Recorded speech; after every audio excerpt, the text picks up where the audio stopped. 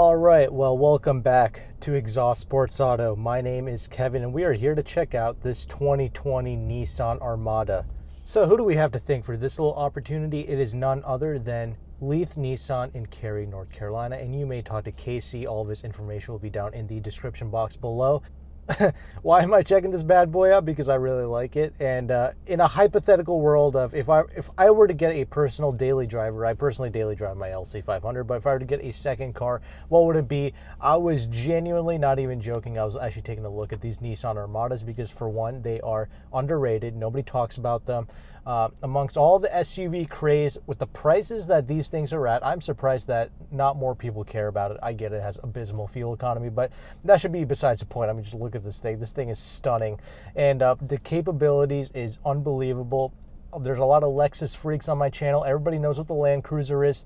This is as capable as a Land Cruiser, and it is like half the price, man. Actually, less than half the price. There is a base model SV trim here for sale. It's like $43,000. Granted, both of these models I'm checking out are rear-wheel drives, and obviously 4x4 is available, of course, but this is North Carolina. We hardly get any snow or winter or anything. Mainly 4x4 be used mainly to jump curbs at Starbucks, but me personally, I like this thing for multiple reasons, one of which, yeah, the way it looks is pretty amazing, so we can, I guess, start off with that. Well, actually, no, one other reason. So, I'm supposed to check out like a 2021 Armada. Like, this thing is about to get redesigned, so it'll most likely, it won't even have this engine, honestly. I'll probably assume it has like a twin turbo V6, so this is the last chance you get to have like this 5.6 liter V8, I think. If they keep the V8, I'll be absolutely shocked, but we'll see about that. So before I check out that 2021, I wanted to get a grasp of what this Armada is like, because I've driven the newer Nissan products, the 2021 Altima and the Rogue, and I really like them a lot, but for their refined characteristics, of course. But this thing, this is this is a behemoth. I'm not gonna lie, this thing is massive. I was giggling like crazy when I first got into this vehicle. This is fantastic. This is a real SUV, baby. This is really how you sit up high in a vehicle. You know, the way this car looks is pretty amazing. You know, you let me know in the comment section if you like the way that this vehicle looks or not. I mean, there's not really much to like or hate. I mean, it's just a big blob, right? But speaking of blobs, I mean, I have actually also driven the 2020 Infiniti QX80 not too long ago, actually. So I'll leave a link down to that review as well. And that vehicle is pretty much identical to this. But for some reason, when I got into this, I don't think it's a placebo or anything like that. This feels way more monstrous and way more like a behemoth, more of an animal, whereas that Infiniti just felt more so of a regular SUV. I don't know what it was, but the demeanors were, I like this a lot more, if I'm going to be completely honest with you. So let's talk about it. Let's talk about the driving aspects here. The way this vehicle is kind of set up, it is to be driven like very easy. Like, this is a massive automobile, but this is so easy to whip around town, you know, in like those little tight areas and all that good stuff. So I'm glad to see that. And the steering is super light as well.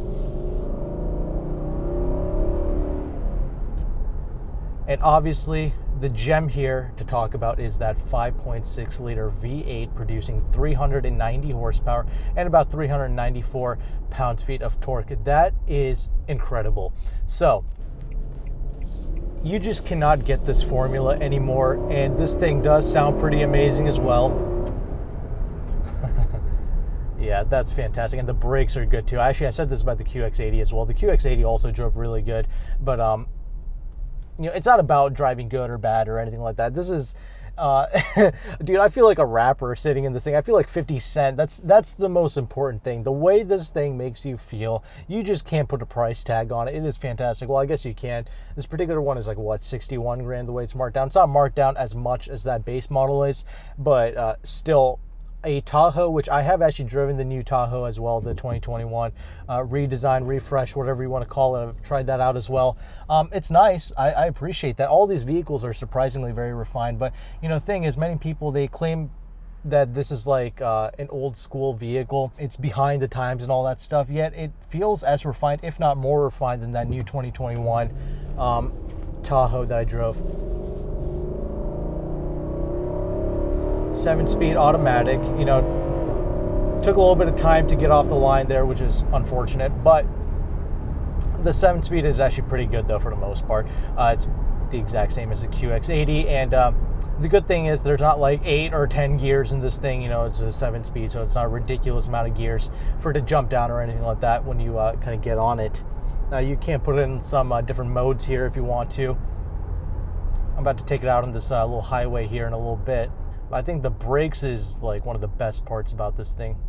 For a 5,700 pound vehicle, which that's what this thing weighs, 5,700 pounds, nearly 3 tons, this thing is a lot more maneuverable and easier to drive than you would think, and it's not as intimidating as you might think either. You get the stopping power when you need it, which is fantastic. I like that. Steering is super light again, like I mentioned. It's so light. I love that. This thing is hyper capable, of course. You know, that's one of the main reasons, you know, if you're going to be looking at these Tahoe, Suburban, you know, Armada type vehicles, Land Cruiser type vehicles, you want these things to be capable, obviously. Like, I hope you're buying it and using it for those purposes, to be a people hauler and to tow things with, because this thing will tow 8,500 pounds. So that's great. Puts it right up there with the Tahoes and stuff, which is fantastic.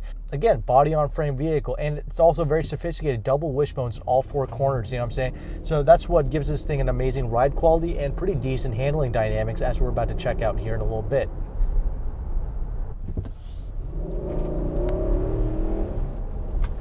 Definitely a lot of roll with this thing. I mean, how can you possibly hope to get away from that?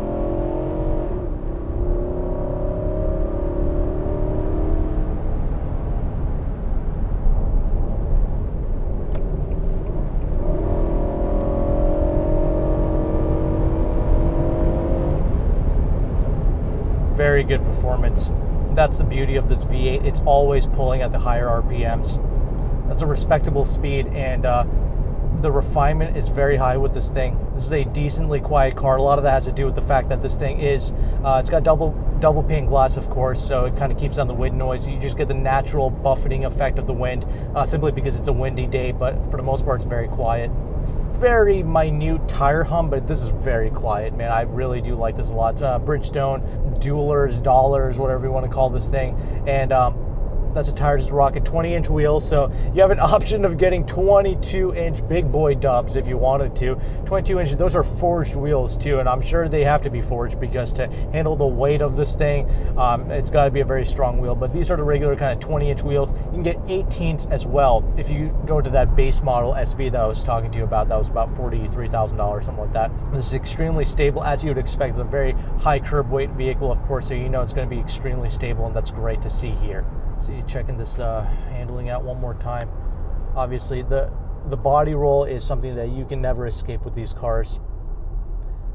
But it's not all over the place. It's not sloppy. It's just a bit of that body roll. But other than that, the handling is actually very good. Now, I will say it's a very tall vehicle. It sits up extremely high.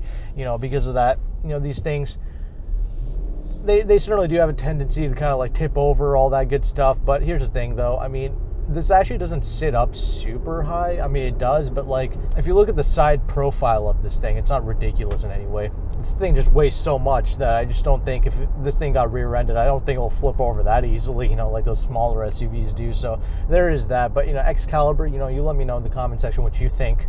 It's a viewer of mine who is very excellent viewer. You know, he has a lot of great things to add to these videos in the comment section. So if you see him, please do tell him hi. He always supports me on these videos. But anyway, a lot of people are going to like sitting up this high, and the fact that the mirrors do an excellent job of, you know, making it easy to see out of this thing, I think a lot of people are going to like that. It's easier to drive than you would think.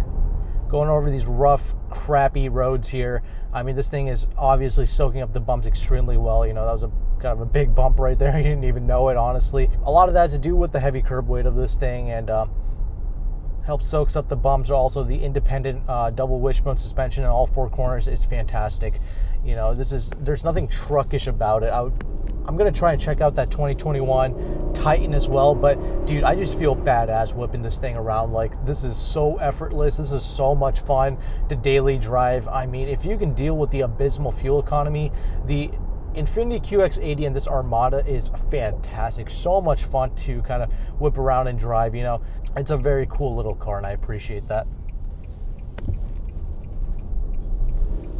But again, this is not some type of ridiculous sports car or anything like that. You know, that's not what this thing is made to be. But, you know, driving a large automobile like this, you know, you feel like the king of the road. And I get why people are interested in SUVs, but like this is a real SUV, you know what I'm saying? Not like these little, you know, slightly lifted up hatchback things, which just seems to be the trend nowadays. You know, it's not like that. This is, again, like I mentioned, you feel like 50 Cent in this thing, which is the best part. Very quiet, very composed, just like that Tahoe, honestly. And that's brand new, redesigned. It's a brand new vehicle. This thing is not brand new. It's like 500 years old, technically, you know, mechanical wise. And it's doing a better job than some of these newer cars. So I love that. And obviously it's a Japanese vehicle, unlike the GM counterparts. So I guess some people will like that as well. This is obviously a Nissan, not an Infiniti, so your neighbors will hopefully still like you. I mean, this thing does look pretty baller. I'm not going to lie. This thing is massive. It does look pretty prestigious. But, let's see, you know, whipping that thing, throwing it in there a little bit. This V8 sounds awesome, by the way. Yeah, I love the sound of this V8. It is so great. But yeah, I mean, if you're going to drive it like a total jerk, yeah, I mean, you're going to feel the weight, but that's, you know, what do you think this is, you know what I'm saying? The 7-speed, I do wish it would react a little bit better. That's my only other main concern that I have with this thing. I wish it would just kind of kick down and, you know what I'm saying, all that good stuff. A little bit better than it does, but whatever, though. It's got the horsepower and the torque, though, so this thing does obviously still move, and that's a good thing. But yeah, I'm glad I got to check this car out. This is definitely, I swear to you, this is personally on my own short list of a vehicle to buy as a daily driver, you know what I'm saying? It doesn't help that I would have two cars that aren't that great at fuel economy, but whatever, right? I mean, it's fun. It's a fun little car, prestigious, good stuff here, so that's nice. Now, with all that established, let's go ahead and let's talk more about this interior now, shall we? Okay, so now that we are stationary, I just want to touch up on a few other things here. So I was going over a few little speed bumps there. It was like nothing, just ate it up like it was nobody's business. I like that, dude. That's the thing. This big old thing, I mean, just feels awesome to whip around. And for a little parking lot maneuvers, very easy to do some one-handed maneuvers as well. Very good. I like that a lot. Okay, we're stopped here. So let's go ahead and let's talk about this interior now, shall we?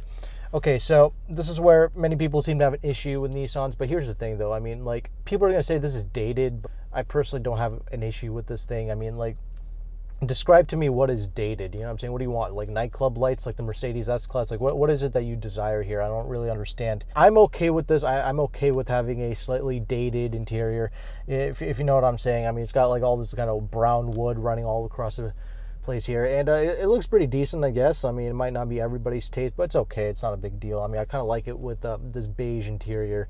This is a good color. I do like this interior choice. Now, obviously, this is the platinum trim, of course, so you get everything with this, or mostly everything. There's like a platinum reserve model or something like that, but this gets a lot of the safety features, so if that's important to you, not a lot of that is standard, but it's optional, basically.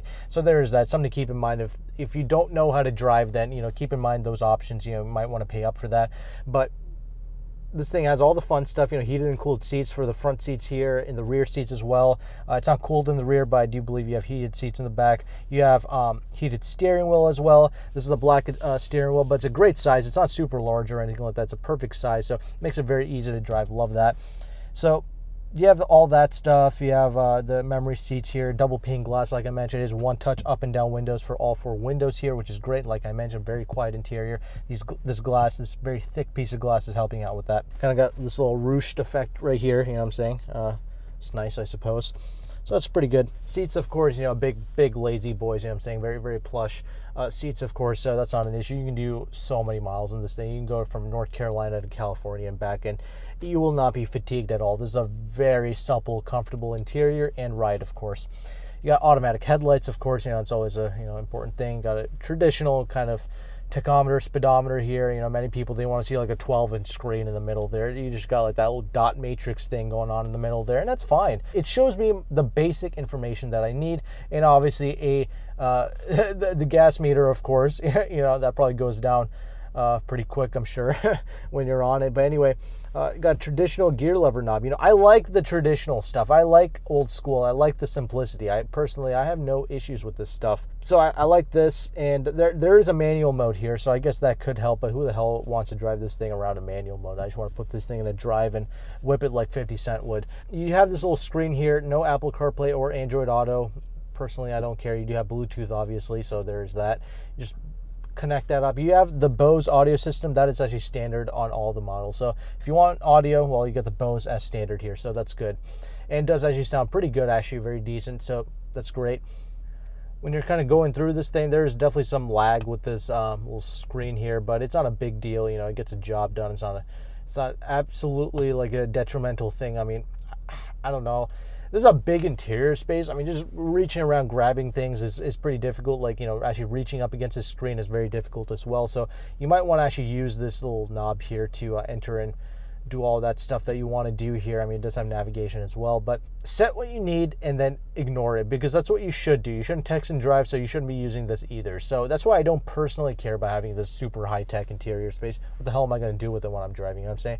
But it's also old school to the point where it's got a CD changer. You have buttons here, which is nice, but here's the one thing I don't like, though.